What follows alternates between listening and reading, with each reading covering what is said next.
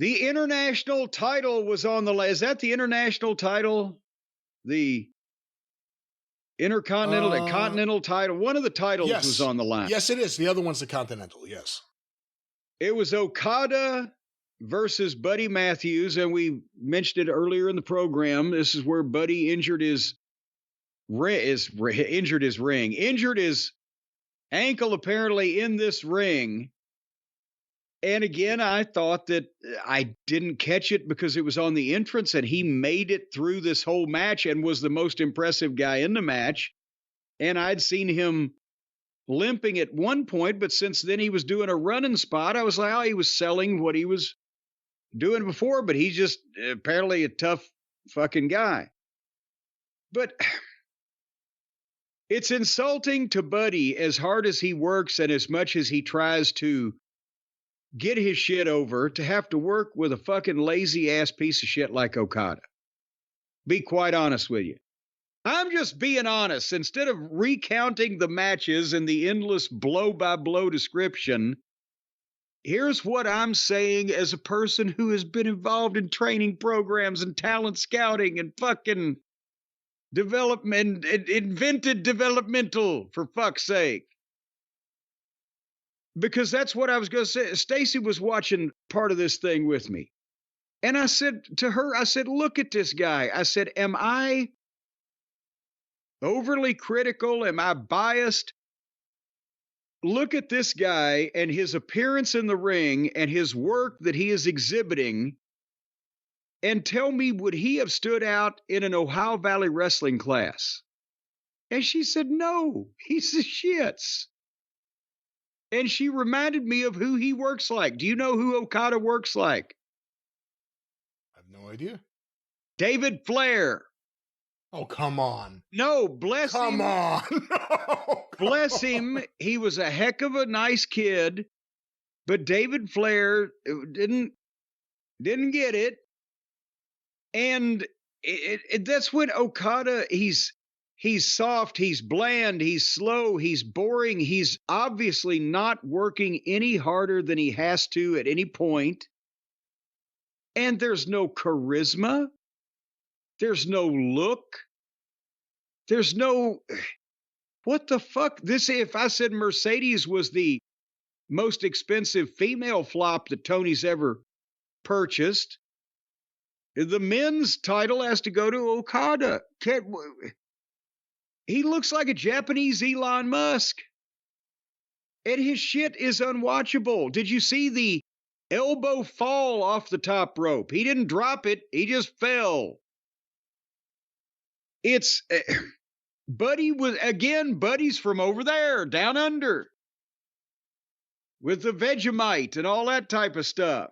Can you hear the thunder? You better run. You better take cover. They want to see him do something. The fans were with him. And again, he's doing all this shit with one foot. And finally, Buddy hit a superplex and a jackhammer and got a 2 count. And he got Rhea's cloverleaf. And Okada rolled through, kicked him in the balls, hit him with that shitty clothesline, and beat him 1, 2, 3. Here's this jacked up beast hitting this fucking slight built Japanese businessman looking fuck with all these big moves, and Okada wins with a shitty clothesline that only got over because Buddy took a hell of a bump for it. And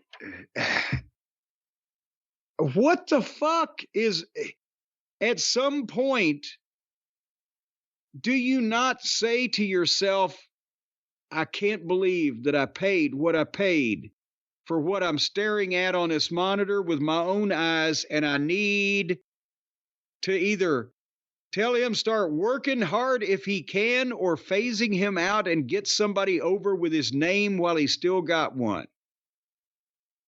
I think Ibushi'd be better than Okada, and he had his feet amputated, right? Let's not go crazy. Ibushi may be past the point of no return. You know, Okada has not been impressive in AEW. At one point, you want to talk about the ring. At one point, he did the move. He hit the mat and he tried to roll out. And he got caught on the bottom rope. because I guess the ropes are lower than they are usually. Couldn't just roll out of the ring. He got caught in a rope.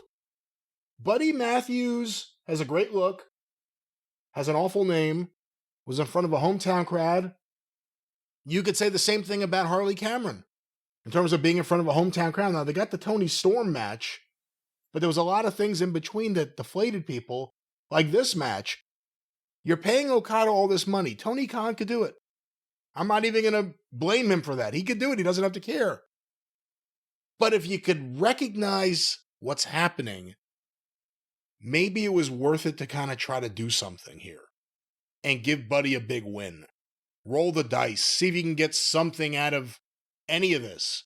Because otherwise, Okada just won another match. He's kind of a nothing champion.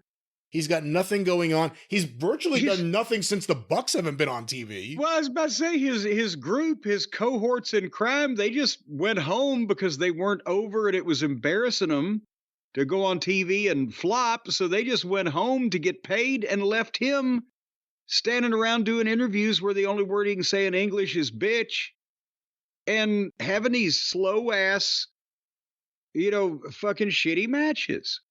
And what can he be involved in? I don't think AEW can push people based off reputation. It has to be based on what they bring to the table right now. That has to be the way AEW deals with things. Capitalize on the moment, jump on things that work, try to make something work, not just keep doing what you're doing. Moxley's the world champion. People hate him. They hate watching him. The Continental Champion is Okada. He's not lighting the world on fire. The International Champion, is that still Takeshita? I believe so. He just lost in a tag team match. I mean, just none of the champions are the right guys or presented well.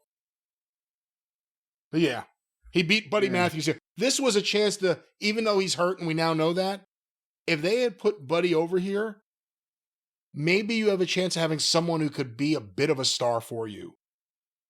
Well, but and that's another reason. Why is he wrestling for a singles title when they have just the leader of the group that he was in, that he was really presented as the third place guy in, has just left the company.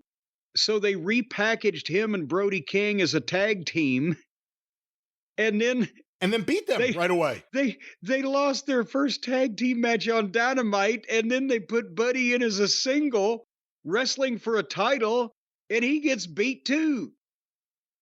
So what?